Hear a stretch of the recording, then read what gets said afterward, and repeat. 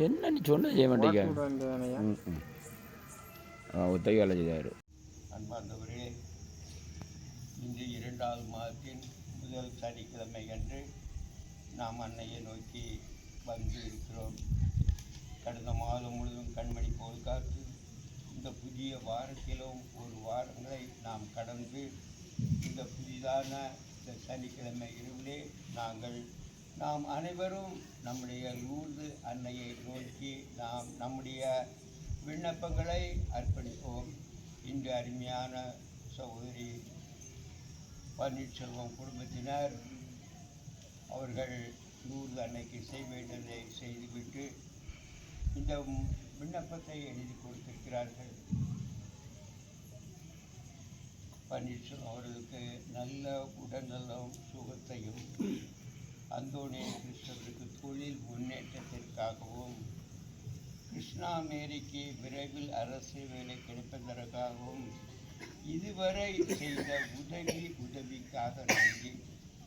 பாருங்க, தன்னுடைய மகனுக்காக ஒரு தொழில் முன்னேற்றத்திற்காக இன்று தன்னுடைய மகனுக்காக தாய் கொடுக்கிற விண்ணப்பம். கோழி தன்னுடைய குஞ்சுகளை எப்படி மறைத்து வைத்து ஒவ்வொரு நாளும் வெளியே செல்வதோ அதே போல தன்னுடைய மகனுக்காக தொழிலில் ஒரு பெரிய முன்னேற்றம் அடைய வேண்டும் என்ற வேண்டுதலை இந்த நாளிலே அவர்கள் வைத்திருக்கிறார்கள். ஏன் இதை சொல்கிறேன் என்றால், ஒவ்வொருவரும் நம்முடைய பிள்ளைகள் எந்த அளவுக்கு உயர வேண்டும் என்ற கல்வியின் நோக்கத்தை நினைத்து தான் நாம் செயல்படுகிறோம். அடுத்தபடியாக கொடுக்கப்பட்ட மகள் கிருஷ்ணா மேரிக்கு விரைவில் அரசு வேலை கிடைப்பதற்காக இதுவரை செய்த உதவிக்காக நன்றி. சிலர் சொல்லுவாங்க, வயசாகி போட்டு உன் பிள்ளைக்கு மாப்பிள்ளை பார்த்து கட்டி கொடுக்குற கொஞ்சம் நெருப்பு கருவிங்க சும்மா பேச முடியும்.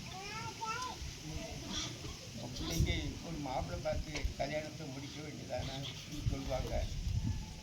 ஆனால் ஒவ்வொரு தாயும் தன்னுடைய பிள்ளையுடைய எதிர்கால வாழ்க்கைக்காக போராட்டத்துக்கு மத்தியிலே வாழ்ந்து கொண்டிருக்கிறோம். நான் பெருமைக்கு சொல்லலை, நடந்ததை நடக்க போகிறது தான் சொல்லிட்டு இருக்கேன்.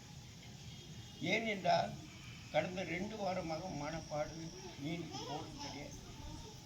நாங்கள் ஓடி வந்து மினி பஸ்ஸில் ஏறணும். அவ்வளோ பிள்ளைகள் ஏறுவாங்க, நம்ம பிள்ளைகள் மாறி.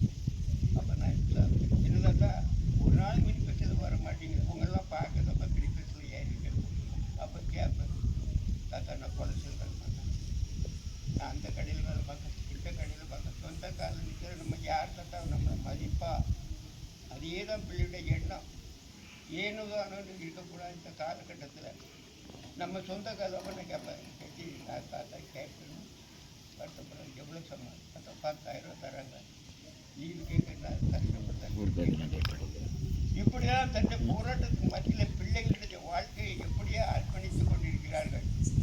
அதற்காக ஒவ்வொருவரும் என்னென்ன திட்டங்கள் தாய் வைத்திருக்காங்க, திட்டம் நிறைவேறும் வரை யாரும் வெங்கையாக எந்த பிள்ளையாக அனுப்புவதில்லை. ஆகவேதான் ஒவ்வொரு பிள்ளைகளையும் படிக்கிற நாங்களும் ஒரு பென்சில் வாங்கினா 1 வாரமாக சண்டை போட்டு வாங்கணும். அந்தளவுக்கு வருமானம் கிடையாது வீட்டுகளில். அந்த காலகட்டத்தில் ஒரு பெண் வாங்கினா மைய தொட்டி எழுதணும். அந்த மைக்கட்டி வாங்குறதுக்கு 3 பைசா கொடுது. அந்த 3 பைசா வாங்குறது 1 வாரம் கழித்து கிடைக்கும். அடுத்தவங்ககிட்ட தான் தொட்டு எழுதி நம்ம பழைய டேபிளில் பார்த்தா மைப்பாட்டு இருக்கான், தொட்டு தான் எழுதணும். இன்றைக்கி அப்படி இல்லை. நீங்கள் என்னென்ன கேட்குறீங்களோ பெற்றோர் உங்களுக்கு வாங்கி தர கடமைப்பட்டிருக்காங்க. ஏன்னா நம்ம பிள்ளைங்க நல்லா படிக்கணும், நல்லா உயர்ந்த ஒரு வேலைக்கு போகணும் என்கிற எண்ணத்தோடு தான் ஒவ்வொரு தாயும் தன்னுடைய பிள்ளைகளுக்காக அர்ப்பணிக்கிறார்கள்.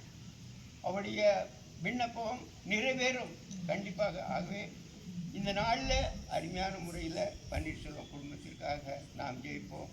கொடுக்கட்டும் மகன் கிறிஸ்டோபருக்கு தொழில் முன்னேற்றம் கிடைக்கவும், அருமையான முறையில் இந்த நாளிலே அவர் எத்தனையோ பிள்ளைகளுக்கு கல்வி திறமை வெளிப்படுத்தியிருக்கார். பிள்ளைகளும் டீச்சர் இன்னைக்கு வந்தாங்க. அப்போ எனக்கு தாத்தா உங்கள் வீடு இதான். ஆமாம் நான் தான். என்னன்னு கேட்குறேன். என் மகனை உங்களெல்லாம் டியூஷன் சேர்த்து விட்டுருக்கேன். பாருங்கள், அவங்க ஒரு டீச்சரு சொல்லி கொடுக்க நேரம் இல்லை, நம்ம சொல்ல கேட்க மாட்டான். அடுத்த ஆள்கிட்ட போ அனுப்புனா தான் முடியுங்கிற எண்ணத்தோடு அங்கே அனுப்பி வைக்கிறாங்க. இதான் ஒரு கல்வி. கற்றவனுக்கு சென்றவதான் சிறப்புன்னு சொல்லுவாங்க. எங்கே போனால் கற்றவன் எங்கேயும் பொழைச்சிக்கிட்டு தான். அதனால தான் கல்வி இல்லாதவன் உண்மையே கிடையாது. எதுக்காக நம்ம பிள்ளைகளை படிக்க வைக்கிறோம்? தன்னுடைய வாழ்க்கையை தேடணும், லட்சியத்தை பெறணும்ங்கிற ஒரு எண்ணத்தோடு தான் லட்சியமாக நான் கேடு வைக்க போவேன். பாப்பா விஞ்ஞானம் படத்துக்கு போகிற பிள்ளைகள் லைனில் நிற்பாங்க. சில பிள்ளைகள் பஸ்ஸை விட்டு அடுத்த பஸ் வரல ஓடுறாங்க. இப்படி பிள்ளைகள் எதுக்காக அக்கறையோடு ஓடுறாங்க? இல்லை நம்ம பிள்ளை நல்லா படிக்கணும், ஒரு வேலை வாய்ப்பு கிடைக்கணுங்கிற எண்ணத்தில் தான் அவர்கள் செய்து கொண்டிருக்கிறாங்க. ஆனால் நம்முடைய பிள்ளைகளுக்காக நம்முடைய எல்லோரும் அனைவரும் நம்ம ஜெயிப்போம். நிச்சயமாக வருங்காலத்திலே நம்முடைய பிள்ளைகள் ஒரு நல்ல ஒரு கல்வி திறன் பெற்று வேலை வாய்ப்பு, அரசு வேலை வாய்ப்பு கிடைக்க ஜெயிப்போம். இந்த நாளிலும் கூட நான் சொல்வது அதுதான். எல்லாரும் இப்படி வேறு இருக்குங்க. சாயங்காலம் ஒரு 20 நிமிஷம் கோவிலுக்கு சாயங்காலம் வாங்க வாங்கன்னு சொல்லிட்டு இருக்கேன், வர மாட்டேங்குங்க. காலையில் அன்றைக்கு பெருமை சொல்ல ஆளுந்தலைக்கு போகிறேன். ஆண்டவரை அர்ப்பணிக்கப்பட்ட நாள். நான் போய் 6:15 போய் நிற்கிறேன். எல்லாரும் மெழுத்திரை பிடிச்சிட்டு ஓடி உட்காடுறாங்க கோயிலுக்குள்ள. என்னன்னு கேட்டால் இன்றைக்கி ஆண்டவரை அர்ப்பணித்த நாள். அதனால் எல்லாரும் மெழுத்திரை பால் மூவ் பண்ணிட்டு எல்லாருமே மெழுத்திரை பிடிச்சி 6:15 அங்கேருந்து வந்து செடிகளோடி போனாங்க. என்னையும் கூப்பிட்டாங்க. ஐயா நான் இங்கே மாட்டேன் அப்படி போய் இதற்காக ஆண்டவரை தேடி 6 மணிக்கு பனி தைலம் செய்தால் ஓடி வர்றாங்க. எங்கேனாலும் காலையில் தாய் குலங்கள் ஏன்னா அவ்வளோ ஆண்கள் வர முடியாது. எல்லோரும் வேலை பெறுவாங்க கடலுக்கு. பெண்கள் ஓடி ஓடி வராங்க. வாங்க ஆண்டுடைய ஆசிரியர் பெறுங்க.